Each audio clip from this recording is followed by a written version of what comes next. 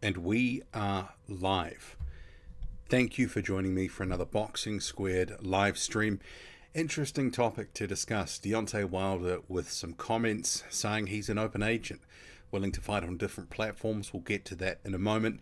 But what we will do is just wait for a few people to join the chat. And if you're listening on archive, thank you for coming back, listening, and drop a comment too. So Deontay Wilder, so he's made some statements to 78 Sports TV, another YouTube channel. He obviously has a close relationship with him, has given many different sort of tidbits in the past. And the timing of this is a little bit curious because the context, Deontay Wilder currently is ordered to face Andy Ruiz Jr. for a WBC final eliminator.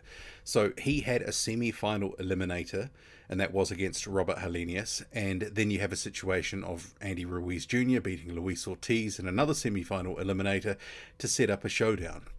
And it was meant to be something that was easy to make, right? Same stable, should be okay.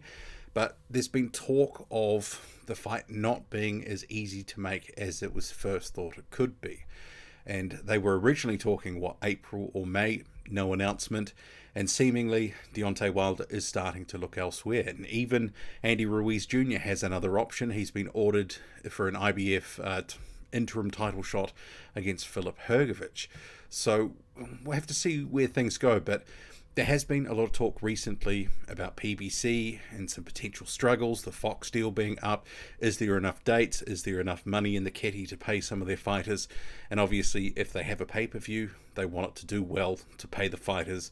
One, I guess what they're worth. But two, in the context of Deontay Wilder's career, he's a guy that is obviously in the cashing in period of his career. So you have a situation, he wants to make as much as possible. He's made no secret of that either. I mean, for years he was on those $1.5 million sort of fights, and then it's built up since the Luis Ortiz fight to the Tyson Fury, $20-25 million and such. So you've got some comments and we'll go through them and then we'll get your thoughts because the timing is curious. Deontay Wilder has generally in the past said, look, you got to come to me. I'm the A side. I'm not going to travel. You come to my domain. So I've got a few people in the chat here. Bryce Fisher, he says, it's been a while and I listened and nice to see you're still making content. 5.5 years now. Marcus says, good morning. Unger Hearn trying to arrange Wilder Ruiz in Middle East. And Unger also says PBC Showtime don't have the money to pay both. And that's one of the things that could have led to some of these comments from Deontay Wilder, which I'll go through now because you've got a case of Ruiz Wilder, certain expectations. For Ruiz, former champion, he's the best name up outside of Wilder in the PBC stable. He's got certain expectations. Deontay Wilder's not going to be giving no freebies, no sort of discounts. He wants to be making the sort of money that he feels he deserves at the stage of his career. And fair enough, he's put in the work. He's blossomed into a big name, a star in the sport. He wants to get paid. But is the money there if there's a little bit of a struggle? I mean, they want to make it all back on pay-per-view, but, Andy Ruiz and also Deontay Wilder, recently, some of their pay-per-view numbers haven't necessarily supported perhaps the number of dollars that they want to get paid. But talking to 78 Sports TV, a YouTube channel, Wilder said he's an open agent. He's taking full control of his career. No bad blood. I'm still part of PBC. I'm just an open agent, open fighter. I want to fight on all types of platforms. I'm willing to work with anyone. And given that's a bit of a shift in, just from a few years ago, where Deontay Wilder walked away from, I think it was a 3-fight deal for $100 million, and it would have been a 4-fight, $120 million if they tacked on, was it Dominic Brazil? Anyway, significant money, didn't want it, said he was going to bet on himself, and now here we are. He says he's willing to take other offers from other platforms. And obviously, largely to date, since PBC was formed, they've tried to keep it in-house, make those in-house matches, keep the money in-house, the merry-go-round and such. But Deontay Wilder seemingly is breaking ranks to some degree. And I guess one thing is, even if there is a case of Wilder goes elsewhere, he says he's still part of PBC, that means Al Heyman gets a cut no matter what. So Al Heyman maybe not losing out fully should he go elsewhere. But it does signal that maybe the money's not there to pay Deontay Wilder what he wants, and he wants to investigate something elsewhere. But can he? And that's one of the questions that I have, and you may have, because Deontay Wilder says he's still PBC, so that means that PBC still has control of his career to some extent. Calling himself an open agent, taking full control and all this sort of stuff, what does it really mean? What do these statements really mean? And seriously, what do they really mean? Because if he's still part of PBC, they still have control over his career to a large extent. I mean, if it makes sense to go over, he's going to get paid $40 million somewhere, well, you could understand they might go, okay, we'll take that. But those sorts of fights don't appear to be there at the moment. Where can he make a whole boatload of money? I mean, PBC, no doubt, if the fight makes sense, would want a part of it, either to be involved in some sort of co-promotional way, you know, through one of their promoters that they use, like TGB Promotions, for example, or they would want to have some stake in the fight if it was a big fight.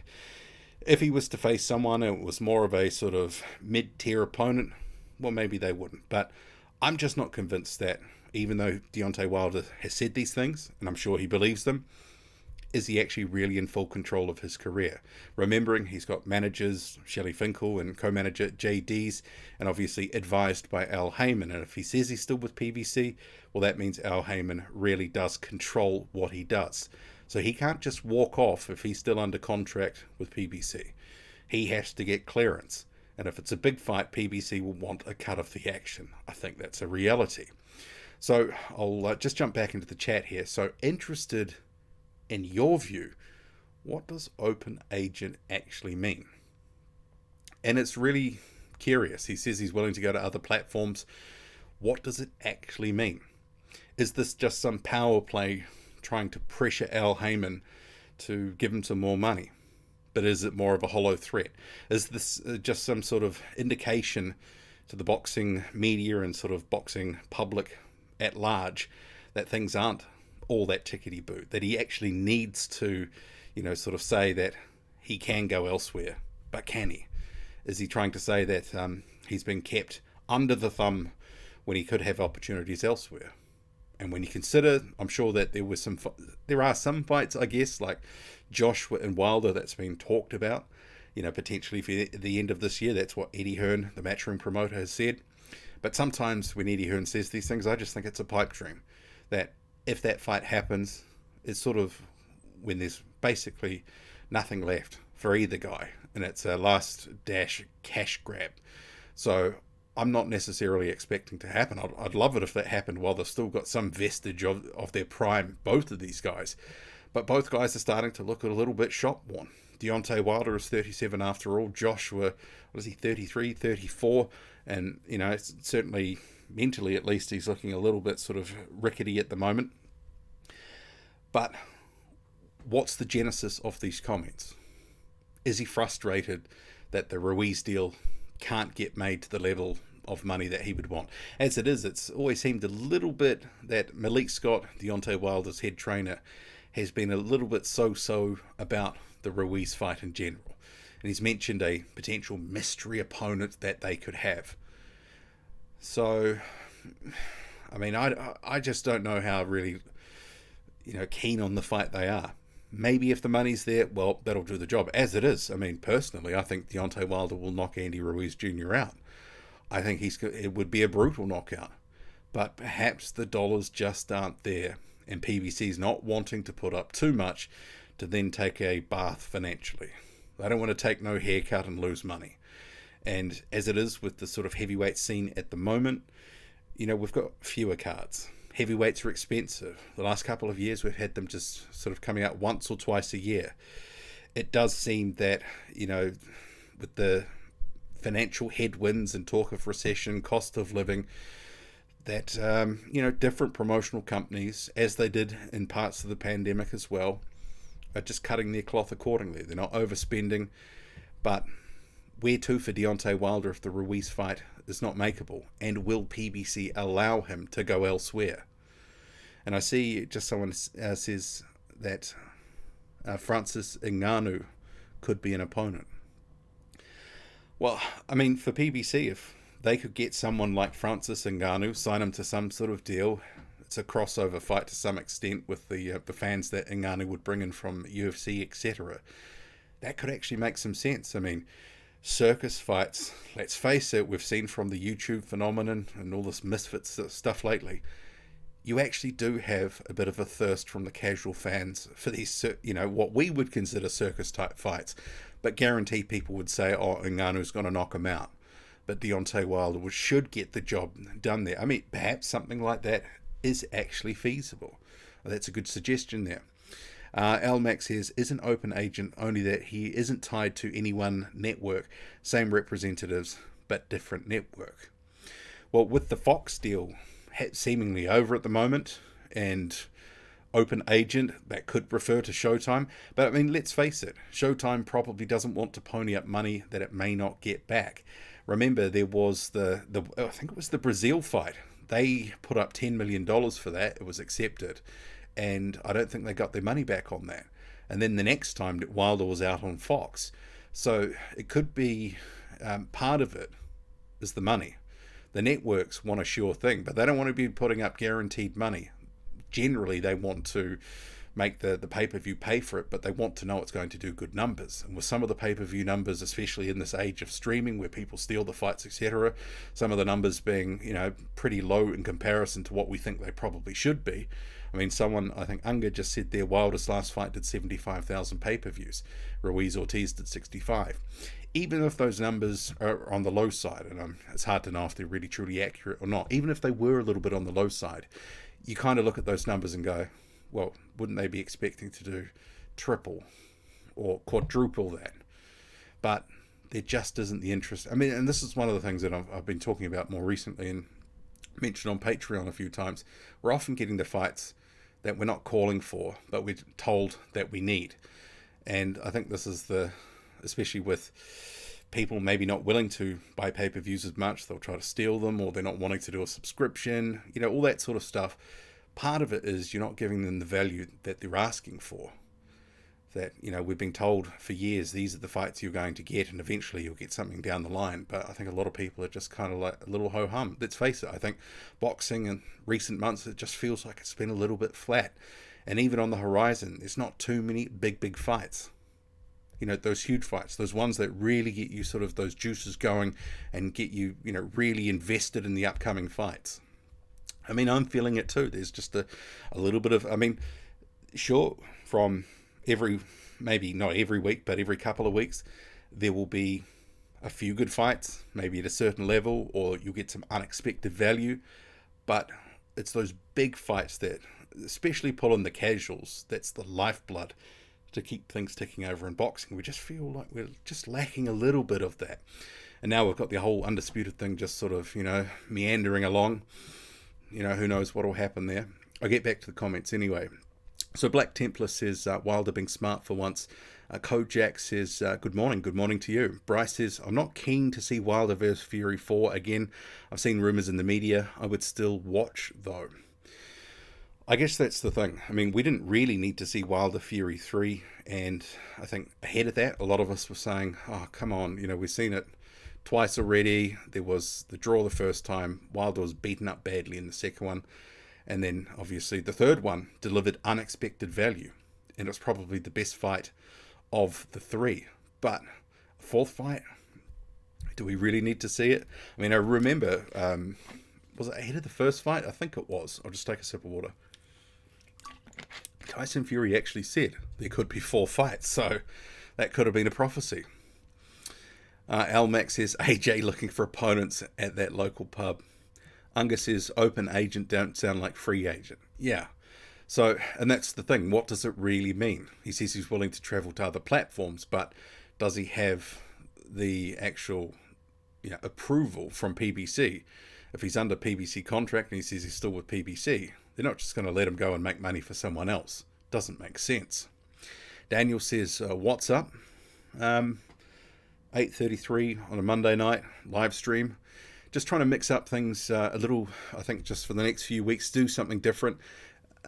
I'll be trying to get a few more lives in. So, let me know if you like the format. I'll continue it if you do. Marcus says Wilder should fight Parker. Is there any demand for that? I mean, Joseph Parker has, knocked out by Joyce, didn't put in a exciting performance against Jack Massey. I mean, I think the window for that fight was 5 years ago, unfortunately. I think Joseph Parker's stock is way down at the moment, and, even negotiating that fight, I'm sure, would be difficult. Team Parker would ask for way more than he's worth at this point. The man in black says Wilder is going to fight Heyman. Well, he might have to to allow him to truly go to another platform. Marcus says would actually like to see Ngannou fighting someone like Sokolowski or Deveco to see what level he has. I guess the issue with that is if he's actually not that great, he gasses after a few rounds, and then say Sokolowski or someone like that puts it on him and he makes him look pedestrian, he might still win, or if he was even beaten. It just takes all the hype and the steam out of any big fight, and then no one wants to see, Ngannou versus anyone big name. And I think most of the time, probably against legitimate, top tier, top 10, top 20 boxers, he should get beaten. Unga says, I don't blame the fans for illegal streaming. We're fleeced and pissed on for decades. And that's, boxing's done it to itself. Tried to protect its small slice of nothing by delivering us subpar fights and then telling us we have to like it. JR says pay-per-view is way the much if it were competitive fights. Not quite sure. I mean, are you saying that pay-per-view is the way if the fights are competitive? Well, I mean, when you look at the UFC example, they put on solid cards with the top fighters facing the top fighters all the time, and their pay-per-view numbers still seem to be okay. Certainly better than a lot of boxing cards more recently. David said, definitely Wilder versus Ngannou. That is his biggest fight outside of Fury or Joshua. I guess, that crossover element, and especially, I mean, do the contracts have something where it's just boxing? Because what if it was something that wasn't actually tied to boxing, and it was something he could do outside of whatever his deal with PBC is? Maybe he could get out in that instance to face someone like an Ngannou in some sort of exhibition. Arx says Derek Chisora is still a big pull. I think we've seen enough of Chisora at this point. I mean, diminishing returns of late, and he got an undeserved shot at the WBC title, a full title shot, and just wasn't in the fight. I mean, I just kind of think, and I guess the fact that Chisora is still a big pull at close to 40, and he's been recycled like crazy, shows that promoters are not developing their talent. And I think this is an issue in recent years. They haven't been developing their guys enough. I'd spoken about this in a video some time ago, saying it feels like the main promoters you can think of, Top Rank, Matchroom, Queensbury, PBC, whoever you want to, that's got a decent stable of fighters, they're trying to squeeze every last cent out of their big name heavyweights, and then they're gonna finally give it over to the next generation. And actually, by the time that happens, it might not only be the next generation, it'll also be the one that's coming up behind them. You can think the likes of Jared Anderson and co. JR says pay-per-view should be the same amount of money as a movie at a cinema.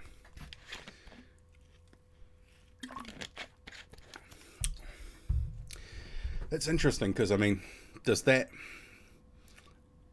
See, the promoters would argue, especially if they know for a certain level of fight that they can get 50,000 buyers or 100,000 buyers at $70, for example, or £25 in the UK, they know that certain price point delivers them certain numbers where there's just a bunch of us hardcore tragic boxing fans that are just always going to get them. And they can sort of plan around that. If it's more, well, then it's a bonus. But sometimes that just leads to a certain level of fight. So does a $15... I mean, how much is the movies in different places at this point? I mean, sometimes I've gone and it's been $20-something here, but then over the weekend I went and it was like 14. So, I mean, what are you going to get for that money? And remembering they would need to sell more pay-per-views at the lower price point just to equal one of the old price point. And if the model's kind of a little bit creaky and not really working, is it really going to work? Unger says, enjoying the lives. Saturday was great. Which one? I actually did 2 lives there. One of them didn't quite work out for the first bit. With I had my internet on whatever is it 5.0 setting, and that doesn't apparently work well for streaming. But then I put it to 2.4, and it went a lot better. So yeah, I don't know what was happening, and then I had an issue with some audio playing over I couldn't hear it, but apparently everyone could. Al Max says, would Wilder versus White sell? See, that's the thing. It's kind of an I mean, that was a really decent sized fight, I think, 2 or 3 years ago. I mean, I've been saying for a while now, Dillian White's looking pretty shop-worn. He's looking like he's on the downslide. He's calling in for basically a cash-out payday against Joshua. And Joshua still probably pays him more than a Deontay Wilder payday. But where do you have that fight? And if you have it in the UK, yeah, I don't know. I mean, I don't think it's the fight that it once was. And I think there's a number of fights that are starting to fall into that category. You know, we've been waiting and, wanting some of these fights forever.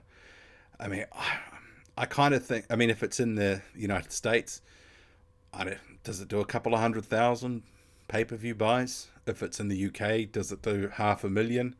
But even then, if it's at the £25 setting in the UK, does it make the money that Wilder wants and expects at this point in his career?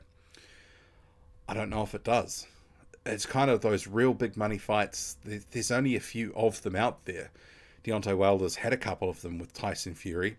The Joshua fight seemingly is one, but it's sort of, that fight doesn't seem like it's going to happen until later down the track. I mean, but also if Deontay Wilder's willing to travel and go elsewhere and face different opponents, does that also indicate that, his days in the sport are numbered, that he wants to get some of these lucrative fights before he's actually out the door? He's talked about fighting till 40, but I'm not sure. I mean, he's already sort of been speaking like he's sort of half retired in some sense. So, I mean, is he really going to sort of hang around for another, 3.5 years, whatever? And I guess the thing is, going back to, for those who've joined since the top of the stream, Deontay Wilder's described himself as an open agent. Actually, I'll just go back to the actual quote: taking full control of his career. No bad blood. I'm still part of PBC. I'm just an open agent, open fighter. I want to fight on all types of platforms. I'm willing to work with anyone. But the problem being, he says he's still with PBC. So is that really feasible? Will he be allowed to go elsewhere to make money for another promoter on their platform? I'm sure that PBC would be trying to get their claws in to try to get some cut of that. And if that happens, maybe it doesn't make sense. At the very least, if he was let go with no strings, Al Heyman still gets a cut anyway because he advises him. So, I mean, what does it really mean? I mean, the Andy Ruiz Jr. fight sort of seemed that the negotiations dragging on, and that generally indicates that the money's not right. And if the money's not right, where is the money going to be right? What is that figure? What is that fight?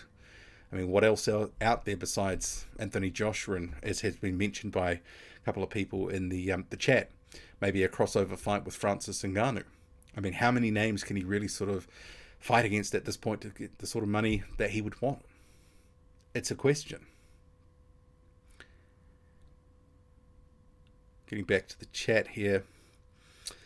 Bryce says, in this order, I would like to see Wilder fight AJ, Usyk, Joyce, Ruiz, Del Boy, and Jake Paul for the laugh.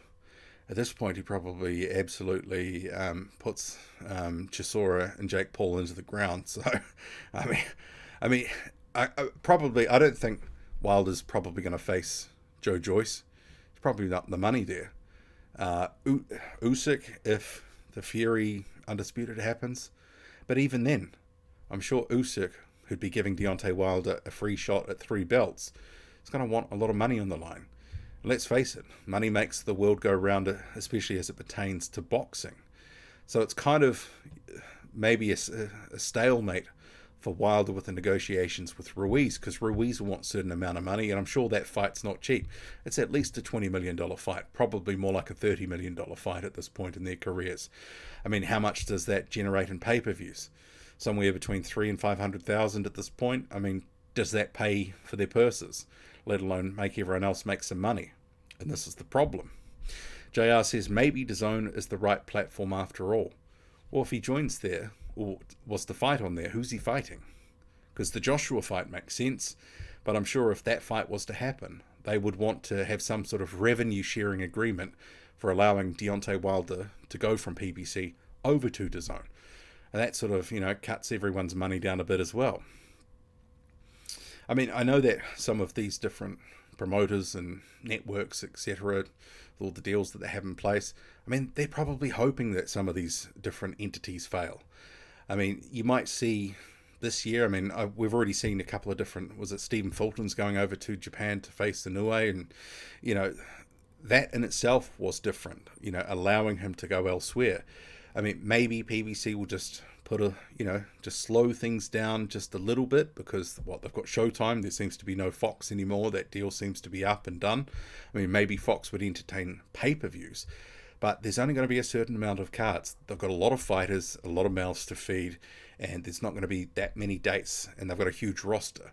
So it's a bit of a problem. I don't think they're mothballing things per se, but they're not going to be spending over the odds, especially if financially, broadly speaking, in the out there in the world, it's a little bit tough at the moment, and cost of living and talk of recession, all that sort of stuff.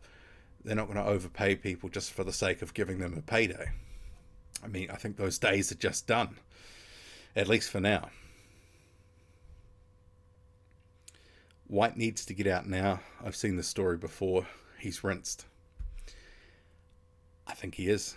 Yeah, I mean, I think this is why he's complaining so hard in the media about getting this Joshua fight. He wants to get it locked in ASAP to have that certainty, train for it, cash that check, whatever it is, 3, 4, 5 million pounds, and get out. I think he's got, I don't think he's got much left. He's been in a lot of hard fights, a lot of wear and tear in the gym. I think Dillian Whyte is looking for a final big payday, sail off into the sunset. JR says, only if there were more competitive fights on DAZN. It's all British Showdown, where other fighters like Makhmudov, Jalolov, Kosobutsky, etc. Well, there might be options to for some of those promoters, those guys like Universum who promotes Kosobutsky. You've got Jalolov, who, what's their name? It's just escaped me. The one that's basically shut up shop now. The one that Richard Schaefer was leading. Someone drop it in the chat. Makhmudov, who's with Eye of the Tiger Management. I think some of these guys, they could be there for co-promotional deals potentially. Maybe not Makhmudov. He's co-promoted now by Top Rank. But there's other heavyweights floating around. They need to try to get them on deals, get them on platforms, and have some of these more meaningful fights. But one of the problems with the heavyweight division at the moment is a logjam at the top. The top guys only fight so often, and often when they do, they have a rematch if they lose. You've got all these contenders piling up who want a shot, who don't want to risk it all in meaningful fights. So they sit and they wait, and nothing really happens. And that's the sort of, quagmire we find ourselves in to some extent. Lucan says Wilder could sign with Don King. I guess Don King, isn't he meant to be worth $1 billion? If he was to dip into his own pocket, he could sort of pay the money that Wilder wants. Face Trevor Bryan, then, face Jonathan Goudry, face Berman Stavern, trilogy of fights of that nature. JR says Don King is senile, he would never fight again. Well, he sort of seems to have 2 cards a year, one in, was it January, and one in about June-ish. So, yeah, we'll have to see what happens with Don King at this point. Unger says that would be jumping from Hades into hell after the Don King comment. Ark says Anthony Joshua to storm the USA. I'm not sure what the plan is with Joshua in the USA, because obviously it sort of fell over the first time with the Ruiz loss. You can't go over there and fight no one, but it sort of seems to be at the moment he's going to be UK based. Be trying to drive subscribers to DAZN over there in the UK, and we've got going to have this fight with Jermaine Franklin. It's tune up, plain and simple. Joshua should win. And if he doesn't, well, he's really regressed. And then Joshua versus White seems to be something that they're trying to tell us that we're going to need to have in the middle of the year. I mean, I've been saying recently, I don't actually think there's any real rivalry that we need to sort of see concluded with those guys. But, they're telling us it is. I mean, Ash says, Wilder going to do something shocking. Such as? I mean, it's really interesting to sort of, what do his statements mean? What's an open agent? He wants to fight on other platforms. He was willing to do this, that. What does that really mean if he's still tied with PBC? If he was, his promotional or his managerial contract had concluded and the terms were up with Al Heyman, then I would really actually believe that he could go somewhere and do a 1 or 2 fight deal somewhere else, and then utilize his name to sell tickets and pay-per-views with another big name. But if he's still with PBC, I mean, I'm not sure what scope that actually gives him, and that's what I'm interested to hear from you. Al Max says, what happened to the Saudi money for Undisputed? Well, that's an interesting question, because it sort of seems to be they were seemingly happy to do a deal with Alexander Usyk, had his end down, but for Fury, his side with Frank Warren, Bob Arum, yeah, I don't know. I mean, there's been a lot of chatter from people saying that the Saudis were felt a little bit burned by previous negotiations, and they don't want to bend to the will of Arum and Warren and co. and just pay all sorts of money for what return. I mean, it's a big fight, but if different players... I mean, imagine if this was 4 or 5 years ago when we were getting the fight that we thought we were going to get Joshua and Wilder for Undisputed in 2018.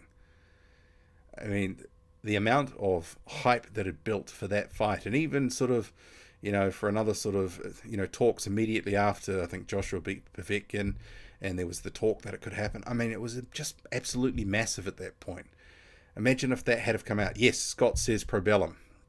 That's who I was trying to think about for Bakadir Jalilov. So if Probellum is going the way of the dodo, you've got someone like a Bakadir Jalilov that seemingly should be able to be plucked up and built up by a much bigger promoter. So Modern King Boxing says Deontay Wilder is finally seeing how he's messed up his resume by turning down different avenues to fight on early in his rise in his 30th and moving forward matchups now. Well, I mean, the earlier part of his career, he was managed by Golden Boy, so that was for about 6 or 7 years. So we can't put all the blame on PBC for moving him slowly, because Golden Boy, Oscar De La Hoya, was the one that built him up, at least for the majority of his fights. But certainly in the period where he was the WBC champion the first couple of years, there were some underwhelming sort of opponents as they were sort of building up his championship resume and giving him even further experience. But I mean, that is what it is at the moment. He hasn't got a belt. Others don't have a belt. I mean, let's just hope that some of the barriers, especially, I mean, and this is one thing I was thinking about this week as well. We talk about, and I mentioned before, maybe other promoters will be hoping that others will fail and they can be there to pick up the scraps. But conversely, something else could happen, and that could be that promoters are forced to work together if times are getting tough, and that they know they have to cross the other side of the street just to keep the cash flow going, to keep the doors open. So if things are getting really tight, maybe some of the bigger fights could actually happen as a result. But how much stress and crappy cards we have to go through before that, unclear.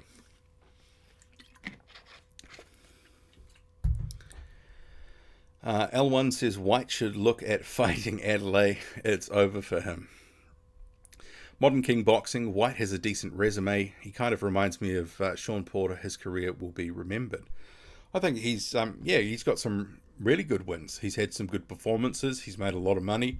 He's maybe overachieved to some extent. He's a real sort of battler type story, and he's come good and made a huge amount of money. I think now that he's a little bit sort of on the decline, he's probably aware of it as well. I mean, he's already in the last few years kind of set up some things to help him for after boxing. Managing fighters. Got a whole slew of fighters that he manages. Fabio Wardley, Alan Babbage, among a couple of heavyweights. Thomas Carty as well. So he's a guy that when he's out of the sport, he's already got something lined up. And I'm sure he'll have lots of other things going on for himself as well.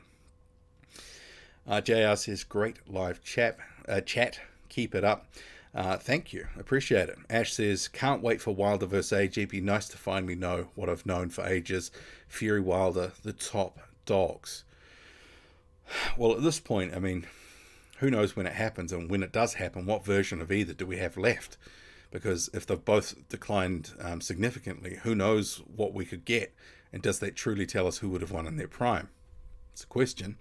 Modern King Boxing says, Wilder would struggle with better UK heavyweights, I think. And I was a fan of Wilder until Wilder vs. Fury 2. Well, certainly there's zillion excuses under the sun afterwards. He did not cover himself in glory and has doubled down on it and all sorts. I mean, I thought it was quite classless when he mentioned recently, when he was asked who he thought between Usyk and Fury would win, that it would be who would cheat the most. It's like, come on, man, you don't need to be so petty.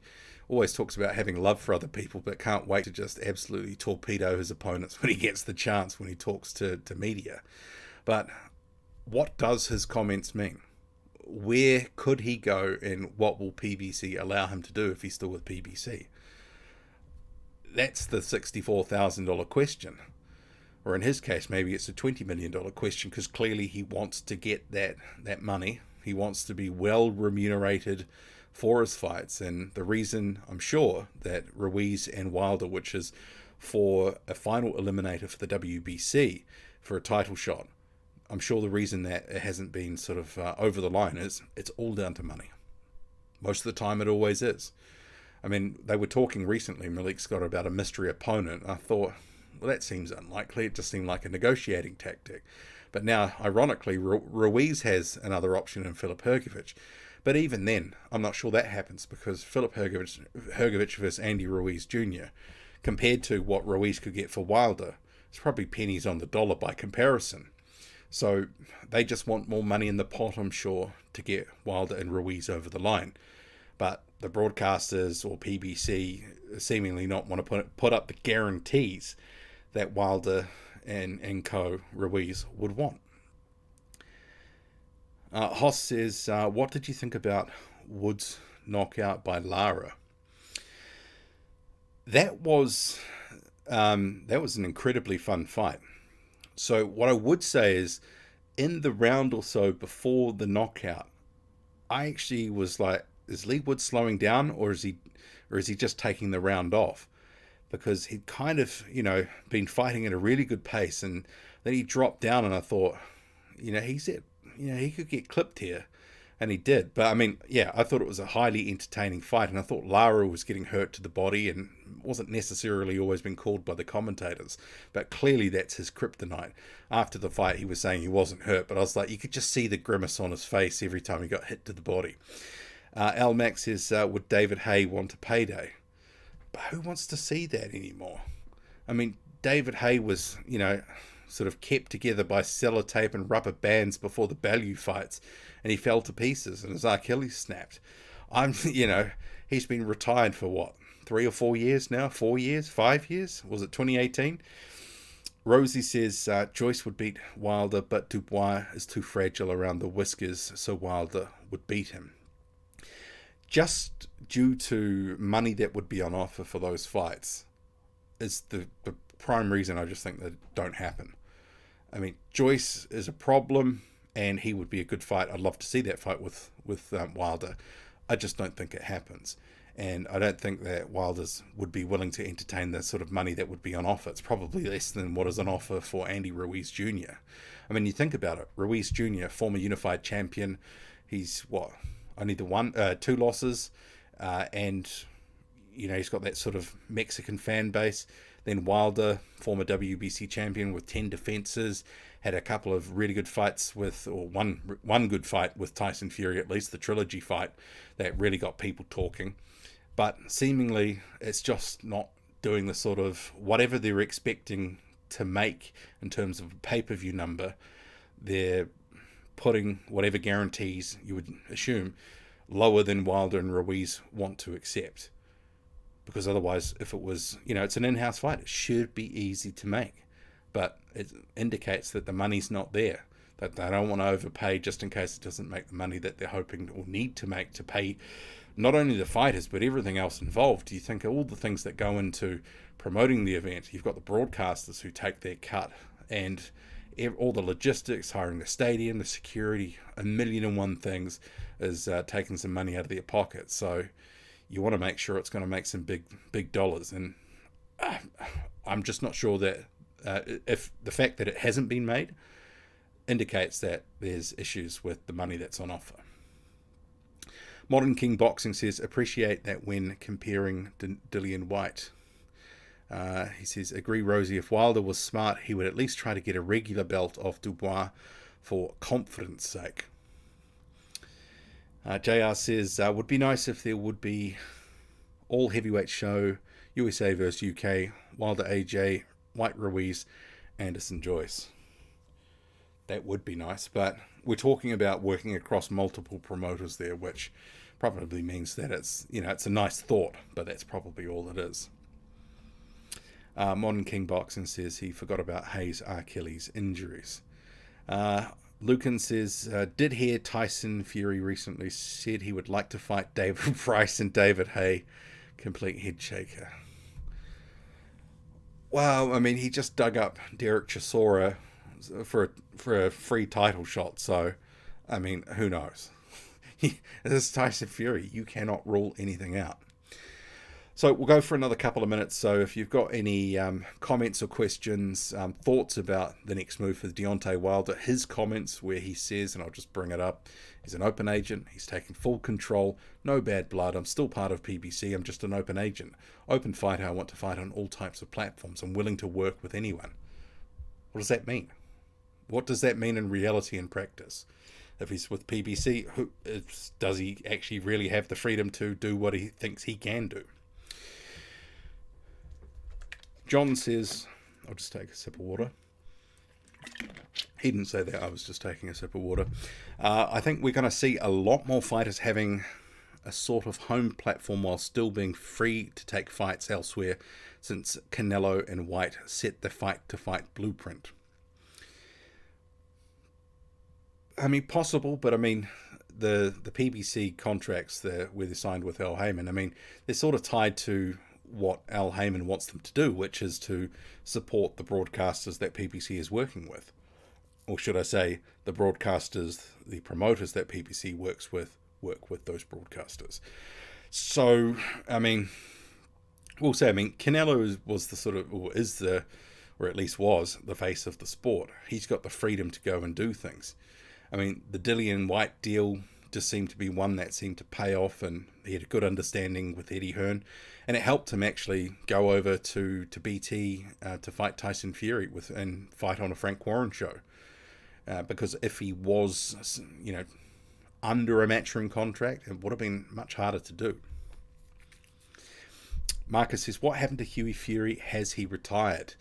So he had some long COVID symptoms. So he was meant to fight Michael Hunter a couple of times last year and pulled out, and then it was cited with his health and non-COVID effects. So, I mean, who knows what's happening? Rosie said, expectations of pay is ruining boxing. Well, I think when you've just come from an era where, especially, I mean, if you think from maybe 2015 onwards, I mean, you had the rise of Matchroom, you had the rise of PBC, you had DAZN slot into the market in 2018, splashing the cash, so it was a sort of bidding war, some sort of race to the bottom. So you've got these guys who are either on contracts that are bloated and they've got a minimum amount and, that's what they're making, but because it's a significant amount, they're not going to have them fighting that regularly because they don't want to pay them that all the time. They'll want to once or twice a year as the sort of max. Or two, you've got fighters who are used to earning $10 million or $15 million or whatever. I mean, maybe Deontay Wilder is a good example of it. He's just come off a taste of a couple of big career paydays with the Fury fights. And he doesn't want to step down to a $5 million purse. Guarantee he still thinks he's a $20 million fighter. So, it is the whole sort of boom of pay for boxers. We're sort of coming out of that. And, promoters and broadcasters, they're not just going to overpay to get someone to try to make a fight. they know that if they make one false step, they could be out of the sport.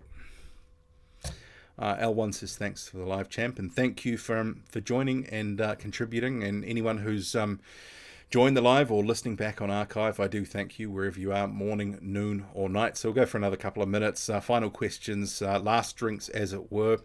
Modern King Boxing says, we didn't get the fights in USA because of fan bases being divided. Well, I mean, I don't really think it's because of the fan bases being divided. It's the silo nature of boxing. You've got a PBC silo, you've got a Top Rank silo, you've got a Matchroom silo.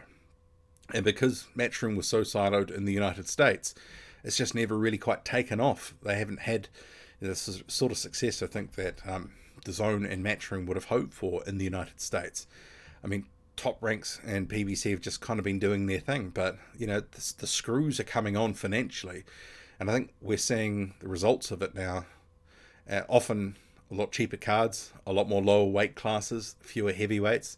I mean, the last 6 months, it's been a bit of a graveyard for, you know, regular heavyweight fights. We've had a sprinkling of decent heavyweights fighting, but it's not every week. I mean, last weekend, David Adelaide was the main fight. This weekend, it's pretty light. You know, we're lucky if we get one big name in the ring a month at this point. So, I mean, maybe if things will get worse and then all of a sudden people will be forced to work together to help keep them in business and things get better for fans. But fans are the ones often that, you know, pay for all this. I mean, probably we'll get some sort of plea at some point from different platforms or promoters, broadcasters saying, you have to support this, otherwise we're out of boxing. Al Max says, would Canelo be game for a Wilder fight? He'd probably get murdered. IB Stella says, big up squared.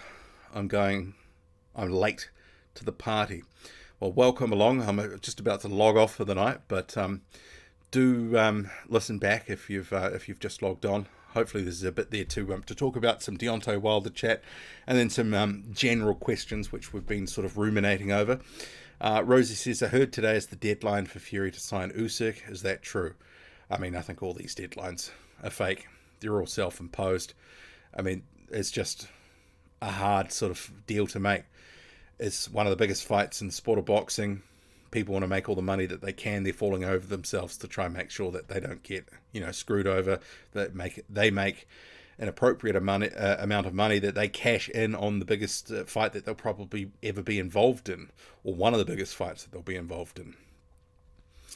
Ajagba was the first to leave PPC. I think that was more a situation with, he signed on with, was it Jay Prince, and, you know, he moved sort of training setup. I'm not sure if that was anything to do with being disgruntled with them per se, but I don't know all the details. But, I mean, they looked after him. They built him up. You know, they were sort of they had a bit of buzz behind his name. Modern King Boxing says, great point. At least Matchroom still took on fighters PPC rejected from having a good fight. Tevin Farmer for one. I guess the only thing with that comment is Tevin Farmer ended up coming out at some point and basically saying he didn't care about the fans. He was just there for his money. So, yeah, I've got mixed views on Tevin Farmer. Modern King Boxing says, peace at Boxing Squared. So we'll wrap it up there. So thank you for joining me. We're actually almost going for about 50 minutes. I was only thinking I'd be here for about half an hour. So 45 in the building. Smash that like button if you can. That would be much appreciated. Wherever you are, morning, noon, or night, I thank you for joining the Boxing Squared live stream. And if you're listening back on archive, thank you as well. And have a